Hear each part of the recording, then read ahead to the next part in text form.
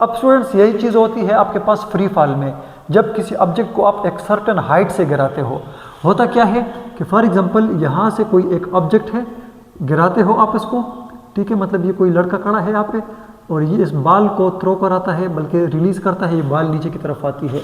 लेकिन इनिशियल ये बाल उसके हाथ में थी और वो है 0 मीटर पर सेकेंड, ठीक है। अब मतलब 1 सेकंड गुजरने के बाद, ठीक है, 2 सेकंड गुजरने के बाद, 3 सेकंड गुजरने के बाद आप डिस्टेंस मालूम करते हो। लेकिन यहाँ पर कमाल की बात यह है कि यहाँ पर एक्सेलरेशन जो है वो acceleration due to gravity 9.8 metre पर सेकंड स्क्वायर की इक्वल हो जाता है। आप उसको 10 मीटर पर सेकंड स्क्वायर पुट कर सकते हो, ठीक है,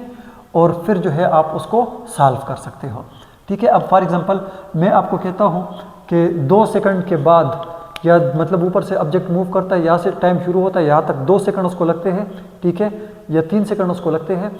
तो वो कितना जो है डिस्टेंस कवर करेगा, ठीक है। अब आप क्या करोगे, तो आप कहते हैं फॉर एग्जांपल मैं t = 3 सेकंड के लिए डिस्टेंस, देखो सिर्फ और सिर्फ आपको टाइम गिवन है कि 3 सेकंड तक इसने कितना डिस्टेंस कवर किया है, तो आप सीधा सीधा क्या करें, s = VIT + 1/2 AT स्क्वायर, ये वाला गया 0 क्योंकि ऑब्जेक्ट इनिशियली रेस्ट पर था, तो ये हो जाएगा s = 1/2 AT स्क्वायर, तो ये हो जाएगा s = 1/2, a क्या चीज़ है 10, t क्या चीज़ है 3 और उसका स्क्वायर, तो ये हो जाएगा s = ये 2 कट जाएगा तो ये 5 हो जाएगा 5 और ये 3 स्क्वायर 9, तो ये हो जाएगा s = 9 × 5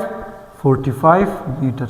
यानी मतलब ये है कि ये ऑब्जेक्ट यहाँ से जो आप रिलीज़ कराते हो और वो डाउनवर्ड आता है, तो 3 सेकंड में उसने कितना डिस्टेंस कवर किया 45 मीटर, ठीक है।